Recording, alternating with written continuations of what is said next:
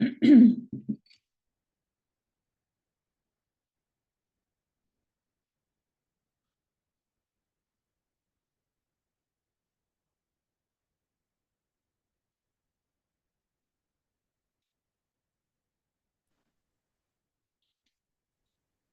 everybody. Hello. Hello. All right, let me just get this. I'm letting folks in.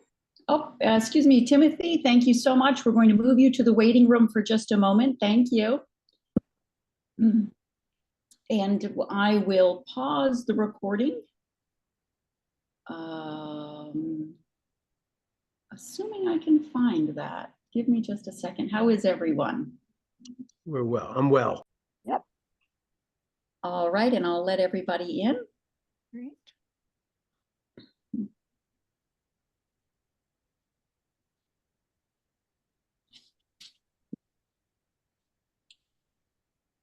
Good evening, everyone.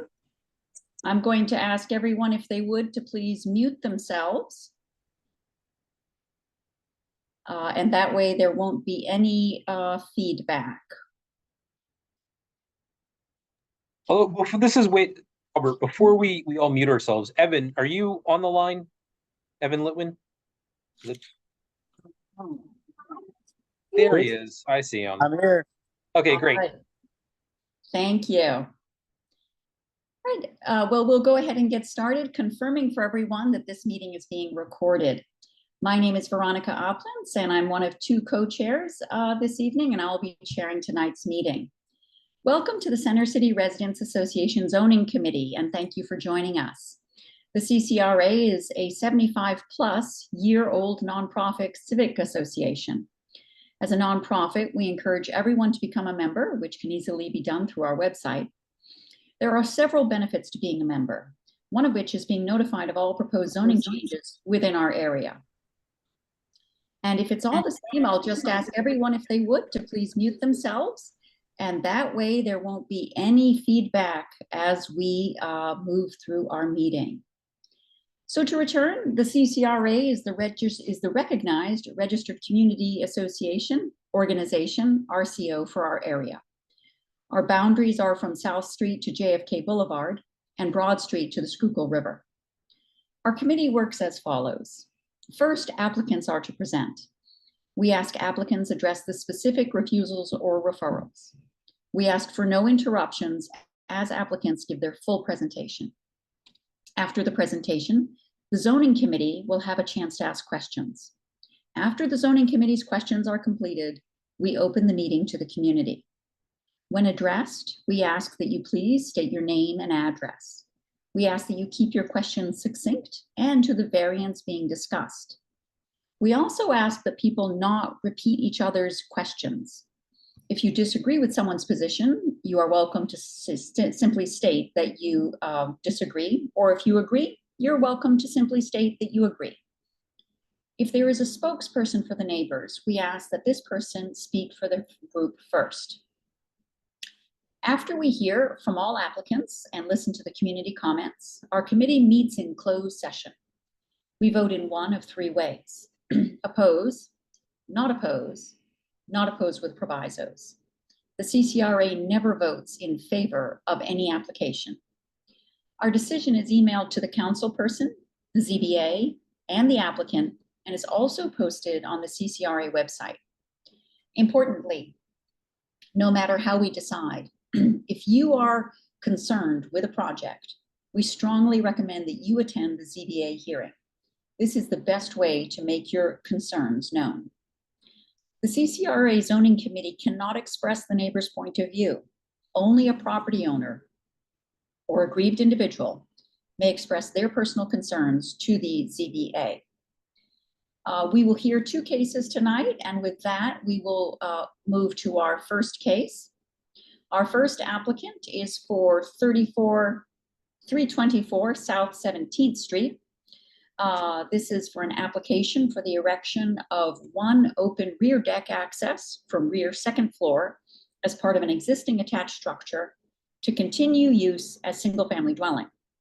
And the refusal is Whereas the proposed rear deck above the floor level of the first floor on the required rear yard is expressly prohibited in this RSA 5 residential zoning district. Whereas the deck minimum setback for the rear lot line required is 3 feet, proposed is none. And whereas the deck vertical support minimum setback from lot line required is 18 inches and proposed is none. And just as a reminder, in a refusal, which is what this case is, the burden is on the applicant to demonstrate why the community should accept the zoning change. So with that, I will open the floor, and Mr. Jin, I believe that you are the attorney, but I open the floor to the applicant and his or her representative. I'm not for 17th Street. My property is the 139 South 24th. My mistake. Thank you for clarifying. I apologize. 324 South. Oh, this is my property, and I will hand over to the representative, David Orfanidis, who will share the case.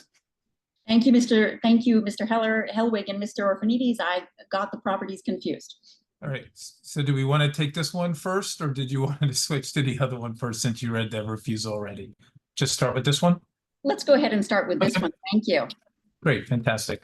Good evening, everybody. My name is David Orfanidis. I'm with the law firm of Orfanidis and Toner here in Philadelphia.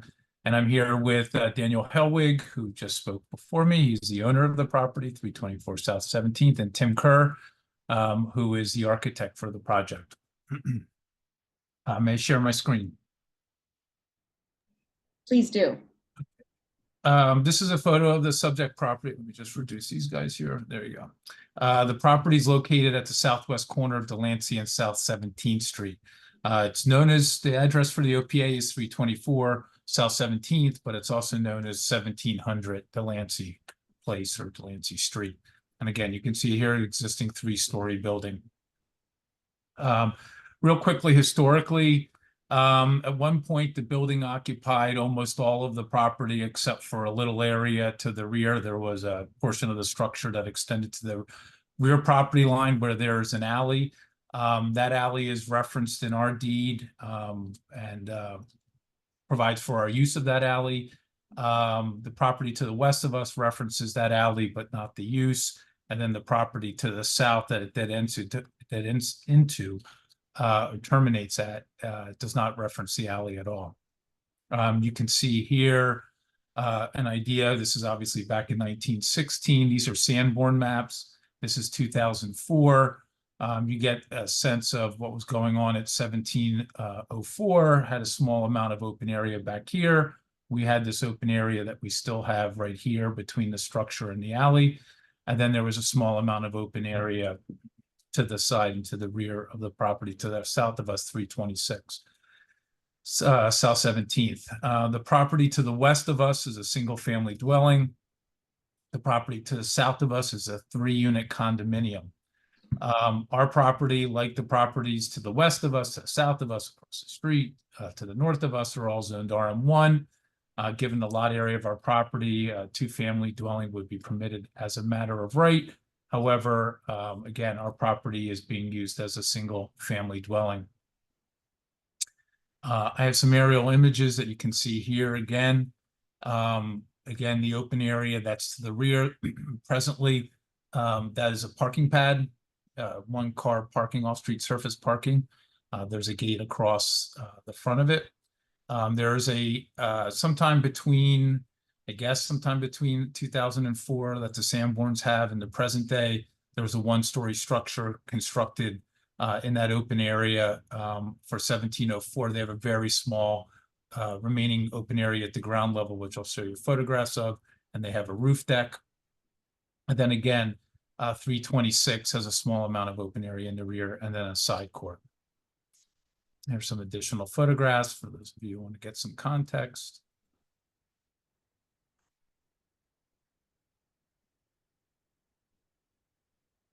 All right. Historically, our property was used as a 6-family dwelling and converted to a single-family dwelling in 2001. It was converted to a 6-family dwelling in 1954. Before that, back in 1943, it had been a 4-family dwelling. There are no zoning archives for the property abutting us to the west. Oops. And then the property to the south of us just has some zoning archives references, I think, an HVAC installation. Again, here's a photograph of our property. For those of you familiar, 17th Street. Properties across the street from us, 4 stories. Property to the north of us.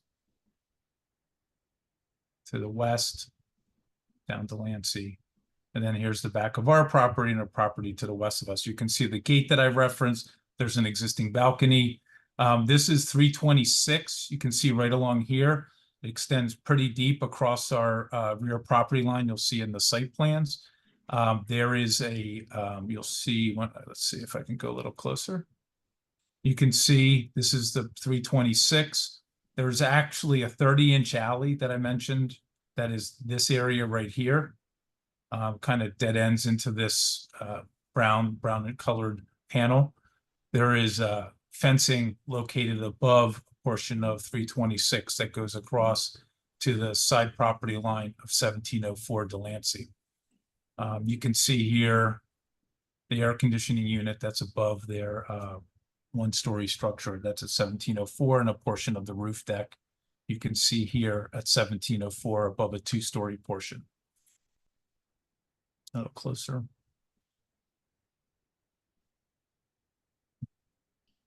And this is 1704, the open area that they have, and the back of our property. This application is an application for a deck at the 2nd floor level at the rear of our property that'll extend from the back of the building to the edge of the alley. You can see in these plans that our property only extends approximately about a foot past the rear 326 to the south of us. And here's the alley. Obviously, our property doesn't include the alley. It extends to the alley. So we cannot build over or into the alley, and we don't intend to do that. Here's the rear yard for 326, and then here's the open area for 1704. Here are the elevations for our plans. Shows the 2nd floor balcony. Here's that fencing above the wall and extending of the wall of 326, the extending existing 3rd floor balcony. You can see here. Again, 2nd floor deck. I might have called that a balcony. I'm sorry. This you'll see. These plans were submitted. This was submitted to the Philadelphia Historic Commission, and they've approved. These are communications between Tim and the Historic Commission, and they approved at staff level the proposed deck at the back of the 2nd floor level with the more historic looking railing that you can see right here in our rendering that we had prepared. You can see the gates. The gates are going to be modified right now. It's a double swing gate that goes across the alley. We're going to create a man gate or person gate at the head of the alley, and then the swinging gates for the parking, the existing parking at the property. Balcony will remain right here. Again, you can see that the deck just barely extends past the back of 326. Again, we're to the north of 326 and then to the west of 1704, but to the north of their deck and their rear yard area. We did do a summary of other decks in the area. Here's our property right here. What you have 1 through 6 are decks that are not roof decks that are at either been approved with permits, with variance or without variances. We have a summary right here. You can see just halfway down the block across the street, 1714 Spruce has a deck that was approved by variance. You have 1808 Spruce, and then one that we found that was permitted. Oops, slipped that too far. Without a variance at 339 South 18th. There are a couple that are not permitted. 1700 block of Spruce, 1800 block of Spruce, 1800 block of Delancey. And then we have a number of roof decks in the area as well. And going back to that map, you can see, the numbers 1 through, I think it's 30, 28, that are other decks. I mean, I think for those of us, we know, like decks, whether it's roof decks or decks that extend off the side of the rear of the property, are pretty common in Center City, to the extent that they can be either approved by right, by variance, but also very importantly by the Historic Commission, as we are obviously in the Historic District, Fittler Rittenhouse Square Historic District. Let me see right here. And just have a number of photographs of other decks, both permitted with variance. These are roof decks, permitted without variance, and then ones that we have no records of. So the notice of refusal, they cite 3 refusals, which Veronica had read. Actually, if you look at this provision of the code 1604 4D.3, these actually go together. It's that you can extend into the rear yard, which we are doing, if you're not at the floor level. You can extend into the rear yard if you're at the floor level more than 3 feet from the rear lot line. So they go together. This examiner wrote those up as 2 separate, and I have that section of the zoning code right here, where you can say the minimum distance. You see 0.3. The deck may not encroach into the required rear yard unless it complies with the following, and it's 2 things. So essentially, it's 1 refusal for encroaching into the rear yard for not complying with both. So I wanted to point that out to the extent it makes a difference. And then we have the vertical support elements, which you can see right here, which are going to be at the corners, which are right at the edge of our property line. And for generally, they don't want the vertical supports located close to the property line because of being too close to an abutting property and their foundation. However, you can see that we have the 30-foot alley, or 30-inch alley to the west of us. It's not 30 feet. That kind of eliminates that concern. So I would say that is a less important refusal here than maybe the other one. But again, you can see here we don't have a lot of open area as it presently exists. There are existing decks both on the abutting property, but we can't see any records of it. We're to the north and to the west, and to the north and to the east of the abutting property, so we won't be casting any shadow. We did send out the CCRA letter to the near neighbors.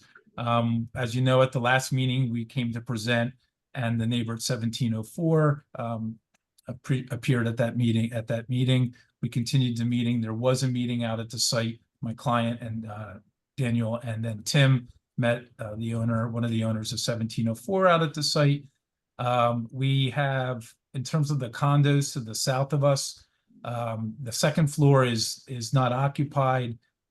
We did get 1 letter of support from one of the neighbors in 326. None of the units are owner occupied. So we do have 1 letter of support from them. And then we have letter of support from across the street. We did send out the 14383 notices. You can see. We're getting close to time here. Sorry, just a little friendly reminder to try to, we want to leave some time for the Sure. minutes. That's it. That's fine. I can stop there. I just wanted to show that we had complied with the requirements for notice and attempting to secure feedback from the abutting neighbors. Everybody was mailed a copy of the letter. You can see an example. Let's see. Well, thank you very much. That was very clear and a full presentation, so thank you. Now I will move to questions from the committee. And so let me begin. Rebecca Frisch, any questions? This, I guess, this is the proposed, what we're seeing right now on the screen? Yes. And the refusal is really just for this. Oh, it's showing up very light colored, but yes, for this and the fact that this post is here. Yeah. Okay. And then the fence as well? No, the fence is permitted. You can have a 6-foot fence in that area. Just this. And it's the size of it, not the fact that it's there. It's the fact that it extends, and I can show you the plan. It extends into the rear yard. RM1 has a 9-foot rear yard depth. So we extend into the rear yard, and because we are not at the ground level and not more than 3 feet away from the rear property line, we get a refusal. Okay, okay, great. I don't have any other questions. All right, thank you.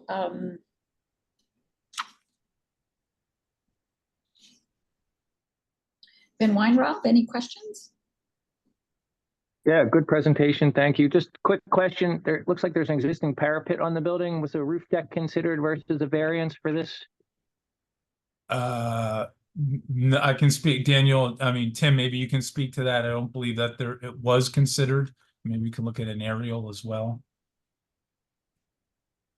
I mean, many times that's more difficult to get through the historic commission than kind of, for lack of a better word, popping something onto the back of the building, because you're talking about modifying the roof structure. The other thing is, just real quickly before Tim speaks, I know this from my own experience over at 18th and Delancey on the southwest corner, that because of the view sheds from the corners, because you're at a corner, you get so much more visibility at these corner properties. We're not particularly wide. And so creating a roof deck that's set back so it doesn't really stick out at the corners, because the views from 17th up and then down to Delancey, generally those are not viewed as favorably. You can see on that roof deck that I did at, well, I didn't do it. I got the zoning variance for it and went to historic commission for it. I mean, we had this, it was a bigger lot and we had to set it back extremely far in order to make it work. But Tim, could you also speak to that? Yeah, there was some discussion about the possibility of putting a deck on the top of the roof. What we decided here is that it's just more favorable for the family to have outdoor space connected to the living spaces. That's the adjacent space is actually the living room on the second floor. So being able to open that up to an outdoor space seemed what would be the best choice in terms of quality of life. And the fact that there's a parking space there seemed like putting a deck over the top of it, in my mind, seemed like an improvement for the neighborhood. So I didn't see the downside, and it just seemed like a better connection to the household. You can also see in these pictures that, although again, over here is at 1714, the deck off the back, and other ones in the immediate area, you don't see any roof decks in these aerial images. So I think that at least one's on top of the building. Again, 1704 has one down on top of the second floor, but not on top of the third or fourth floor, as you can see here. I know in other situations I've been involved in trying to get those, and again, it's pretty difficult with the commission. All right, thank you. Any more questions, Ben Weinrob? No. Bob Lane, any questions? No questions. All my thoughts have been addressed. Thanks. Charles Robin, any questions? I have 3 questions, please. The first question is directly to the south is 326 South 17th. Yes, sir. Correct? Correct. You said that was a multi-unit or condos? It's both. It's multi-family household living by definition of the zoning code, but they are condos. There's a condo declaration. However, they are all being rented. So I'm not exactly sure how to answer your question other than that way. Well, the condos that they have different owners. They do have all different owners, but they're not owner occupied. All right. So my question really is how close is the deck to the second floor window of 326? It extends up to that wall. So, all right. So second is, so it pretty much goes close, Tim, you would say, to the second floor window of 326. Correct. Okay. Yeah, I mean, the window's in the wall and the deck extends to the wall. So it's below that window. It doesn't like bifurcate it or bisect it, but the deck surface is below that window, yes. What are the posts construction material, Tim? Steel. Okay. 1704 Delancey, there's no opposition, I assume, made arrangements? No, we received an email from them that was not favorable, but I'm assuming they're here tonight to speak Oh, to I us. see. All right. I'll let them speak to Yeah, themselves. my client, Tim, met with them out at the site, but I'm not sure Understood. what the present position is. As of today. And you receive historic approval at staff level, correct? That's correct. And we have that correspondence. Thank you. Any other questions? Doug Meller, any questions?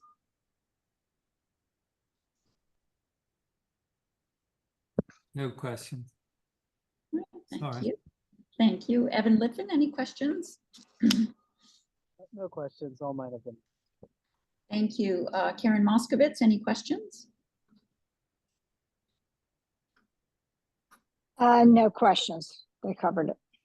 All right, thank you. So now I'd like to open it up to the community. So if you are here and you would like to comment or have a question about this proposal and you're a near neighbor, I ask that you raise your hand, and you can find that at the bottom of your. Can I just ask one last thing from David? The 326, you notified anybody come up with any opposition at that property that you know? No. Thank So you. here's a copy of the, we had emails with the one. But yeah, we don't have any opposition coming out of any of them. Okay, thank Here's the you. mailings, and then here's unit 3. Thank you. So I see Ted O'Connor has his hand raised. So I'd like to call on Mr. O'Connor, and if you could just introduce yourself and state your address, and then on to your question. And downtown Philadelphia says hello. I live right by a firehouse. I'll mute myself. I just had it. Hey, good evening, everyone. Yes, this is Ted O'Connor. I am the owner at 1704 Delancey, along with my wife. And now I'm hearing the same fire siren in my background, so I apologize. And yes, as David mentioned, I had emailed back and forth with some opposition on a couple different levels. I also met with Daniel and Tim at the property, as I'm happy to do, to discuss in person the different levels of opposition I have. But to move through them, since I know you said we have another case afterwards. First and foremost, I think the general idea is that a deck that's visible directly from the street and in such close proximity to the street is not desirable. That brings down, I believe, the look of the neighborhood. I know David shared several examples. Just from the quick view I was able to get of those examples, they were all off of side streets. And by that, I really mean alleyways like Cypress or Panama. Those are not full streets. So I think that that's a completely different look. You get much more people coming down the street, Delancey, than you would on Cypress or, yes, and then this is the other one. I'm glad that you brought up that other one on Delancey. That's removed at least the width of one full lot. So that's pretty far removed from the street.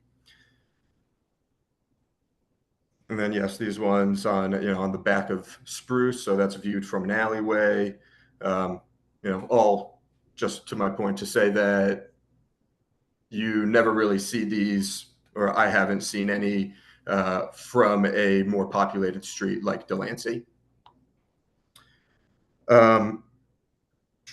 Moving on from there, I heard one of the questions asked was if a roof had been considered. I asked that question also to the property owner, and he told me that it was, but this proposed option was decided upon because of the cost, which totally understandable. These things all cost a lot of money, so I get that.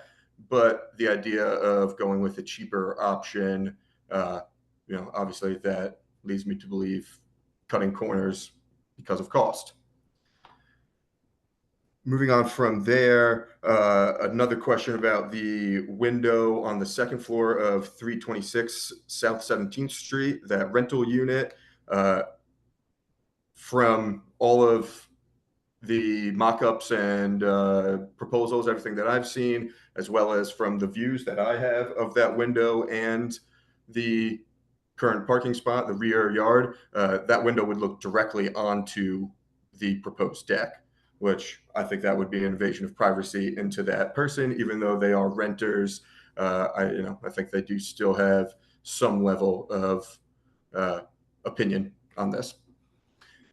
And then finally, that also leads to the most direct reason for opposition from me and my wife is that this proposed deck would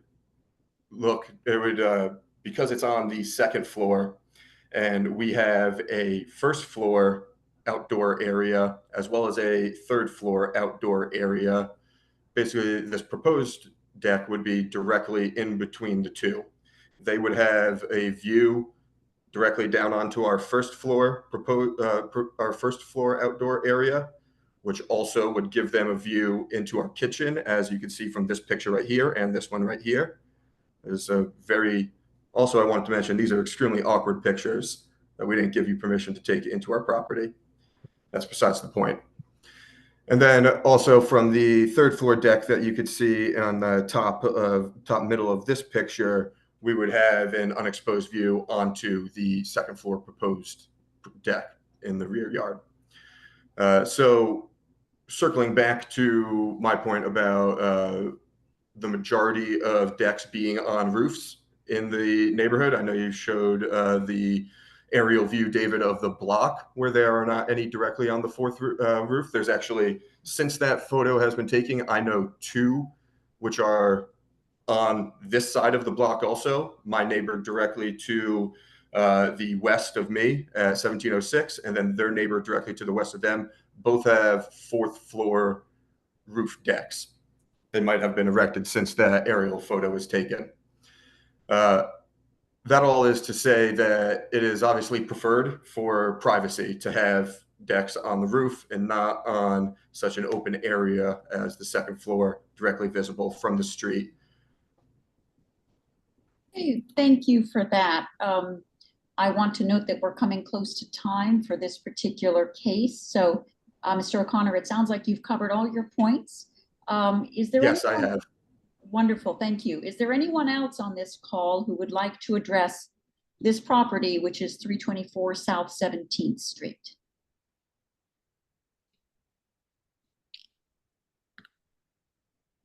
So once again, are there any comments on 324 South 17th Street? All right. Veronica, would you like us to respond to any of no, thank you so much. I mean, I think that thank you for that, David. I think that what you provided previously already covers all those points. Okay. I'm interested in just making sure that there are no community members who might have a challenge unmuting themselves. Sure. All right. Well, thank you for that.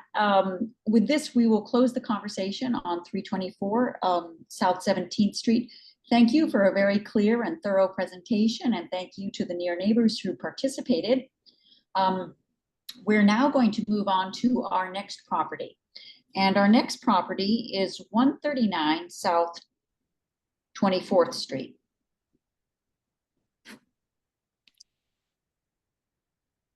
All right, and so 139 South 24th.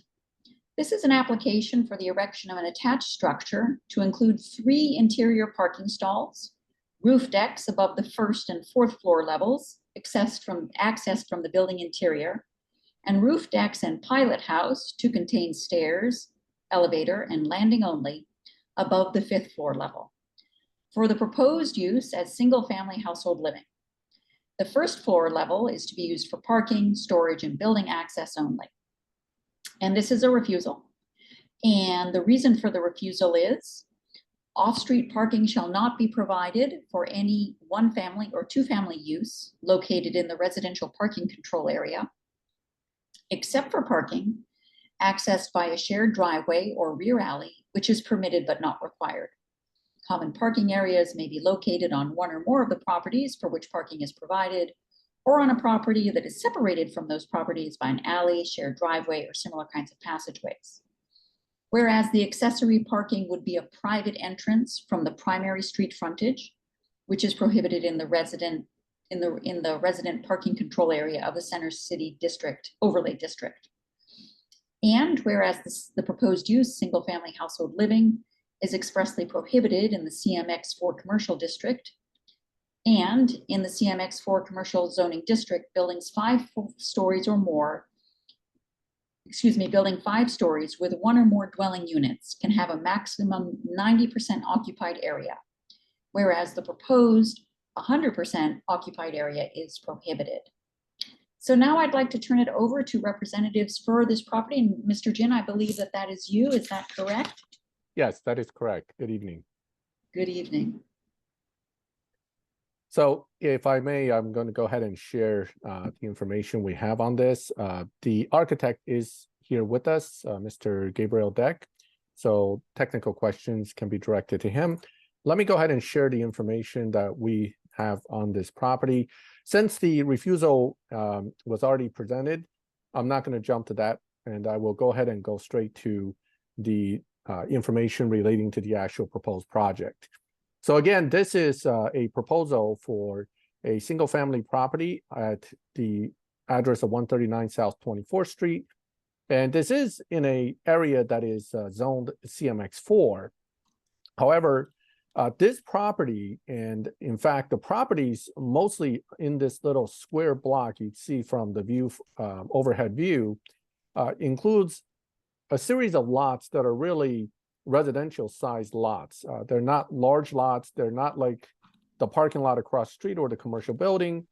Although it is in a CMX4 district, this property historically was also a residential property. The next door property to it, originally at 137, which is currently demolished, was also a residential property, although 141 was used as sort of an office property. But these were not large properties that encompassed extensive multiple uses, and certainly most of the street front here also is not a commercial in nature. In fact, most of them look residential as well. So based on all these factors, when my client came in and looked at this property, they felt that a single family property would make more sense on this side of the block, given the size of the street and given the location and size of the lot. Now, speaking of the garages and the proposed front loading garage, the side of the street this property will be located on actually does not permit parking. While there is a parking lot across the street and there are on-street parking across the street, our side of the street generally does not permit parking. And historically, this block has a lot of garages already on the street frontage. By extending the first floor 100% as proposed, what we are actually doing is to provide a substantial interior space for the first floor to allow up to 3 vehicles to be stored inside the garage, kind of a pull-in deeper setup. Now, what the owners will actually use it for, we anticipate some portion of it is likely to be storage and then vehicle parking. This actually takes off multiple cars from the street. This does not actually add or does not remove any on-street parking. So that is part of the reason we felt that this particular design would be actually viable on this particular block, given that other garages up and down the block already exist, the curb cut exists. So I'm sorry, the curb cut may not exist on this property, but curb cut actually exists right next door. So that is why the garage was proposed. The 100% coverage is actually because of the depth of the first floor being 100%. As you can see, starting at the second floor, and the section view is probably a better way to see it. Starting at the second floor, we are pulling it back away from the property line. It also is worth noting the property behind us, their wall, the existing wall is actually reaching up to the second floor as well. And they have basically 100% lot coverage on their end. But there's actually a wall here where the 100% is, and the deck for the second floor would exist. You would not actually be looking into anybody's rear of their property. And then the upper floors are set back with the roof deck being on top and the pilot house setback from both ends. Also, to kind of reduce the massing in the front side of the street, the 5th floor is actually pulled back as well to kind of, from the street view, it won't look as bulky from that angle. So this is, again, a single family design. The roof deck, the rear deck for the 2nd floor is connected to the kitchen dining area. And then starting on the 3rd, 4th, and 5th floor, we have the residential quarters, bedrooms, and finally roof deck with a elevator access and pilot house.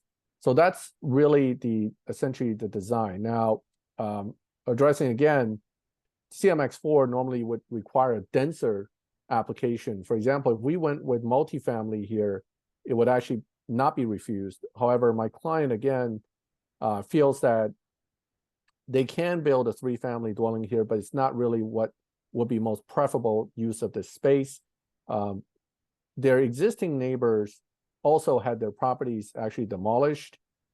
So they felt, even in discussion with the neighbor that owns these 2 properties, they kind of like the idea of the single family as well, particularly on this side of the block. So that is why ultimately we went with that design. So the 3 refusals, the front loaded parking, we don't have parking on this side of the street. We would like to get a decent amount of parking off the street, and that is part of the refusal that we're asking for. The 100% coverage on the 1st floor by design is to give the maximum amount of parking inside the property, as well as additional storage. And the single family use is, again, something that we felt would fit the best given the smaller size of the lot and its location on the block. So I'm happy to try to answer any questions. And again, we do have the architect and the owner here as well. Well, thank you very much. That was very clear and very concise and to the point. I'd like to now turn to the committee for questions. Rebecca Frisch, any questions? No, agree. This was a really great and thorough presentation. Thank you very much. I'm sorry that if I missed this, but basically this currently vacant lot is now in 3 parcels, and your client is just the middle part, is just the owner of the middle parcel. Is that correct? Correct. Okay. He does not own the other 2 parcels. But technically the other 2 would be the same zoning, that CMX4, right? Yes, it is. Whole In thing. fact, the whole area is, The whole area is. Yeah, Got if I it. go back to the and then I guess here are you we go. Yeah. As you can see, this oh, whole right. area is CMX4. Okay, yep. Okay, that makes sense. And then just if you go back to that rendering for a second. Sure. Just wanted to know, maybe you don't know this answer, but then this is relatively new construction. Did this project have to get the same variance that you're requesting, basically? Because I'm not really sure about that project. No, if it's a multifamily, they may not have. We can look up in the archives though. Okay. Sorry to interrupt. Are you screen sharing? Because I'm not seeing your screen. Oh, I am. Let me stop and reshare. See if that would be great, because I'm not seeing your screen, so I wasn't following. Oh, I'm sorry. I'm sorry. I would have. Are you thank seeing you. it now? Now I see. Yes, okay. I do. Thank you. Okay. Great. Can you just repeat your answer for the question that just took place in case there were others who also didn't see the screen? Sure. The question came up about this corner existing new construction, whether this was also has it also gone through variances before the community. I'm not aware of that offhand, but again, I can look in the archive real quick and see if I can answer that question. That one would be likely 2330 Sansom. Well, I'm sorry, not that one. Yes. Yeah. It is 2330 Sansom Street. If we look at the zoning history here, let's see. Sen, if I can interrupt, I'm familiar with that project. Hi, okay. I'm the architect for this presentation. That property at 2330 did not involve a zoning. The parking was by right, as it was a access by way of a shared drive aisle. Yeah, sorry, I was just talking more like conceptually about the single family versus the multifamily, because that seems like the bigger ask here, and just in listening in, and just wondered if that was had the same issue? No, it was developed on a single parcel with 5 townhouses across one Oh, okay, got it. family. Okay, got it. All right. Understood. Yeah, so each unit, It really Gabriel, doesn't feel like an apples to apples comparison. So now I'm, but I understand. That's very helpful. Thank you so much. I think, and then I'm sorry, can you just scroll through the plan one more time? Because you're also requesting the parking, I understand, the fact that it's single family versus multi, and then full lot coverage. There's no Right. setback at all.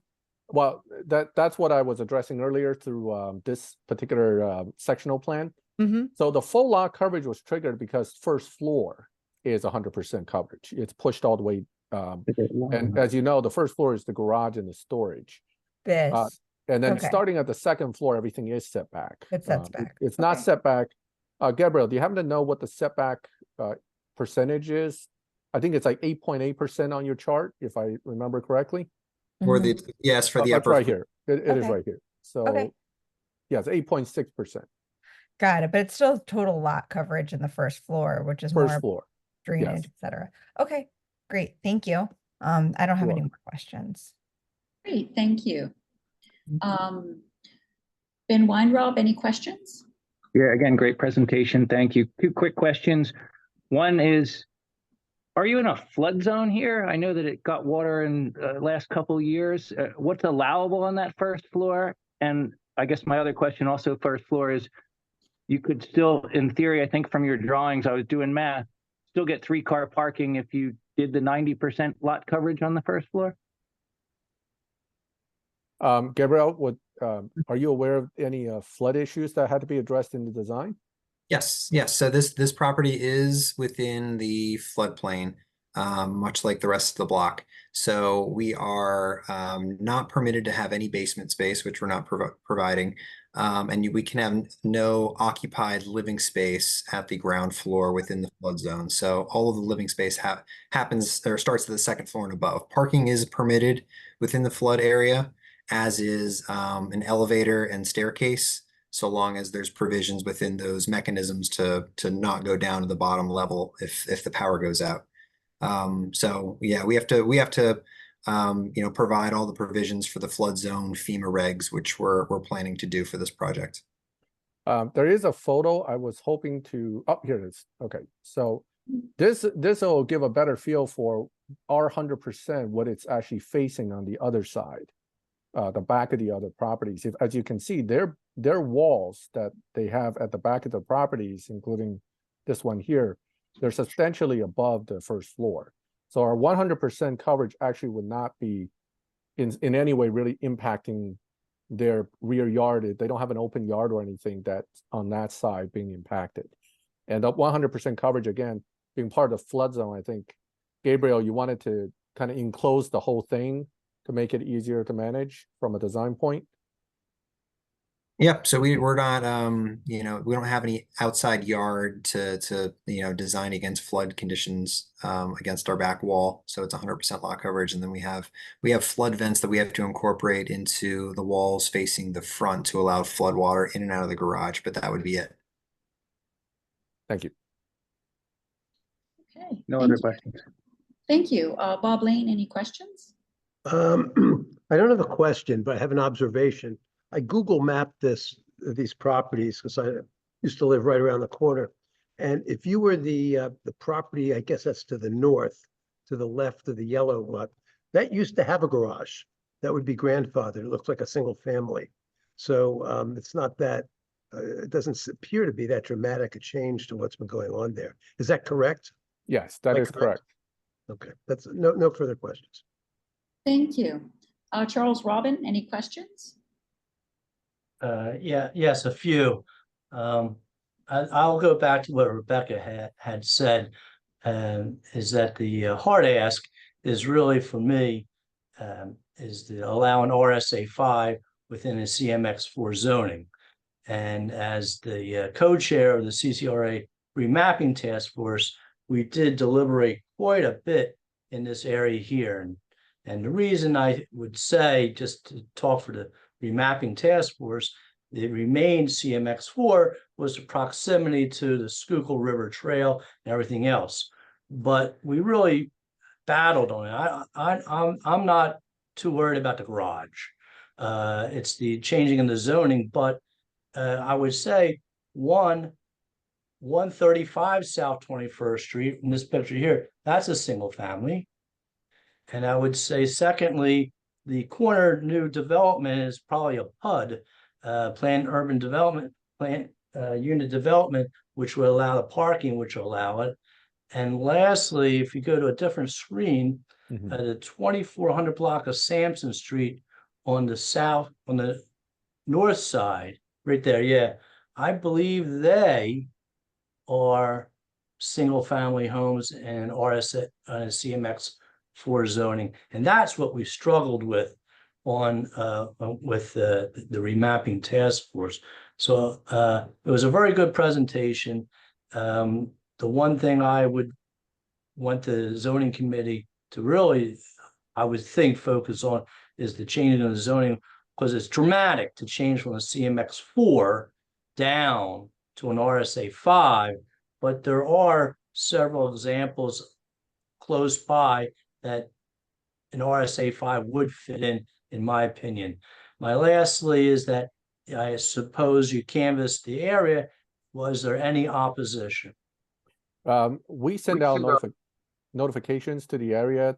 My office did not receive any direct contact with any kind of opposition. My client, I know, has been in the area. He spoke to the immediate neighbor who owned the 2 lots that are also demolished. They have, to my knowledge, there's no opposition from those neighbors or anyone on the block that he's aware of. I have, Veronica, forgive me, I want to ask Charles a question because I think I didn't understand correctly. I don't think the applicant is asking for a change in the zoning. It's going to still stay CMX. They're just asking for a variance. Well, you're correct, Bob. You're correct. Yeah. The zoning doesn't change. Right, exactly. The use, in all practicality, changes to a single family, which is an RSA 5. But that's the variance. The actual zoning for the configurating area remains CMX 4.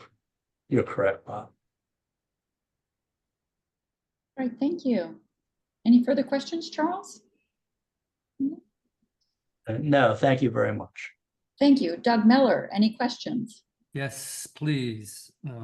I assume that the height, it does not exceed the regulations, and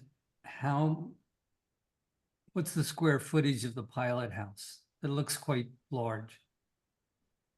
Gabriel, can you address that question? I know the height is not a item of refusal because of the zoning district. Is the pilot house also allowed because of the zoning district? I believe that's also the issue here, right? Correct. The pilot house does not have a square footage limitation just within the CMX 4 zoning district. But to answer your question, it's say about 20 by between 300 and 340 square feet, just rough math. Well, I'm not familiar with your territory, but I know that in Center City, it's only 90 square feet. So that's quite large. It's almost like another floor. Yeah, but under the zoning, they're allowed a 500 FAR and they're short of that. Right. Okay. All right, thanks. Okay, thank you. Evan Litvin, any questions? No, I don't have any questions. Thank you. Thank you. Karen Moskowitz, any questions?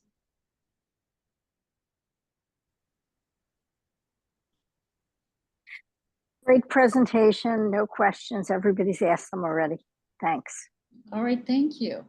So now I'd like to turn to the community and community members, if any community members have questions. If you are a member of the community and you'd like to ask a question or address this, I invite you to unmute yourself and ask your question.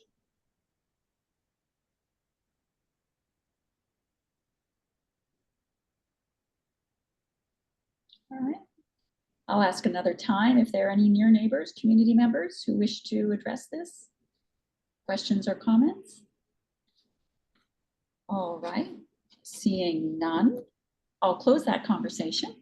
So thank you very much, Mr. Jin, for a very clear and thorough presentation. Thank you for that. Thank you for your architect for coming as well. What we will do now is we will move into closed session with just the committee, and the decision will be emailed out to you. We generally do that within 48 hours. So thank you. Thank you. Have a good evening, everyone. Thank you. You as well.